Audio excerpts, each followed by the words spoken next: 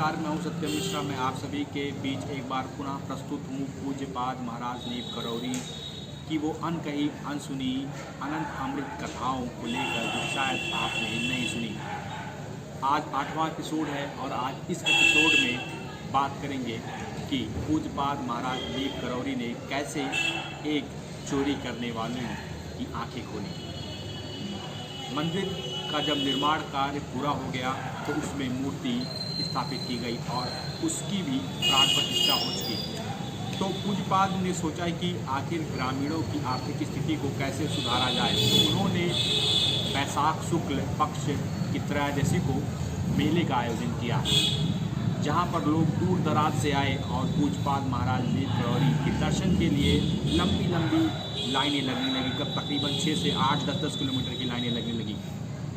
इसी दौरान ग्रामीणों ने उनसे आग्रह किया कि वो मेले में चले और मेले का भ्रमण करें, लेकिन महाराज जी ने मना कर दिया। लेकिन बार बार आग्रह करने पर महाराज जी तैयार हो गए और कहने लगे कि वो एक ही शर्त पर चलेंगे और वो यह है कि वो अपनी आँखों पर पट्टी बांधकर मेले का भ्रमण करेंगे। फिर क्या, फिर आँखों में पट्टी महाराज जी ने बांध ली और पहाड़ियों पर बिना किसी के मार्गदर्शन के और सहायता से वो चलने लगे। मार्गदर्शन उनका कौन करेगा जो सबका मार्गदर्शन करते हैं। पूज्यपाद महाराज नीव करौरी ने मेले में जो है पहुँचे पट्टी बांधकर। उसके बाद वो फिर वापस गुफा में आ गए। उनके लिए चाहे आंखें बंद हो या खुली, वो तो अंतर्यामी हैं, त्रिकालदर्शी हैं, सभी कुछ देखते रहते हैं। जब मेले का आयोजन होने लगा तो महाराज नीव करौरी ने एक घोषणा की और कहा कि अब से जो मेले में दुकानें हैं जो लग रही हैं उनमें ताला नहीं लगाया जाएगा और कोई भी किसी के दुकान से कुछ चोरी नहीं करेगा। दिन हो या रात अब वहाँ पर ताला नहीं लगने लगा, दुकानें ऐसे ही खुली रहने लगी। लेकिन इसी बीच एक व्यक्ति के मन में कुछ पाप आ गया और वो एक दुकान से तरबूज चोरी कर लिया। तरबूज चोरी करके वो भागने लगा रेल की पटरी की तरफ। जब वो रेल मार्ग पर जाने लगा तभी उसका पैर डगमगाया और रेल की पटरी में जा फंसा। उसने बहुत ही अथक प्रयास किए कि उसका पैर पटरी से निकल जाए। उधर रेलगाड़ी के आने का समय हो चला था। वो काफ़ी अंदर से भयभीत हो गया और फिर उसे स्मरण हो आया कि शायद उसने गलती की है, क्योंकि महाराज जी ने ऐलान किया था कि कोई भी किसी के दुकान से कुछ सामान चोरी नहीं करेगा। और उसने तो तरबूज खाने का सामान चोरी कर लिया है, वो भी बिना पूछे। ऐसे में उसने वहीं पटरी रेल मार्ग से ही महाराज जी का स्मरण किया और कहा कि उसकी जान महाराज बचा लें।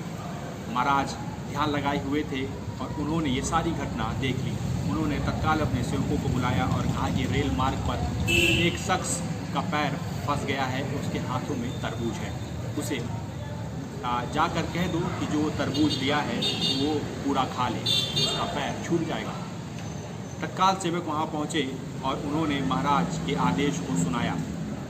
मरता क्या ना करता, एक कहावत है, जो मर रहा है उसके लिए सारे काम वो करने के लिए तैयार होता है। मरता क्या ना करता। उसने महाराज जी की बात को स्वीकार कर लिया और महाराज जी ने कहा था कि जो बड़ा तरबूज है उसे अकेले ही खाना पड़ेगा। अब क्या करता, बड़ा तरबूज था, वो किसी तरीके से उस तरबूज को अकेले उदरस्त किया।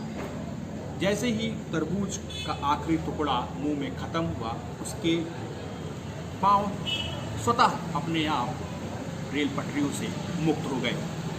उसने बाबा का स्मरण किया और उनके चरणों में कोटि कोटि नमन किया और मन ही मन उसने ये संकल्प लिया कि वो आगे से कभी चोरी नहीं करेगा। इसके पीछे का कारण यह भी बताया जाता है कि बाबा उन लोगों की आंखें इसके माध्यम से खोलना चाहते थे कि जो लोग चोरी करते हैं वो अब सुधर जाएं। कहीं ना कहीं महाराज जी ये संदेश देना चाहते थे कि जो चोरी करेगा उसका जो है उसे दंड मिलेगा। तो शायद महाराज जी सबको अच्छे मार्ग पर लाने के लिए ऐसा किए। आपको यह एपिसोड कैसा लगा हमें कमेंट बॉक्स में ज़रूर बताएं। महाराज की लीलाओं कि जो ये एपिसोड बन रहे हैं उसमें क्या बदलाव होने चाहिए, कोई फीडबैक हो तो आप हमसे ज़रूर साझा करें। एक निवेदन आपसे जाने से पहले कि यदि किसी के परिजन, माता पिता, भाई बहन, नात रिश्तेदार जो बहुत बुजुर्ग हों, जिन्होंने दर्शन कभी किया हो, चाहे वो स्वप्न में ही साक्षात महाराज नीप करौरी का दर्शन किया हो, कोई ऐसी कहानी, अनसुनी लीलाएँ महाराज के बारे में बताना चाहते हैं तो हमें कमेंट बॉक्स में अपना मोबाइल नंबर साझा कर दें।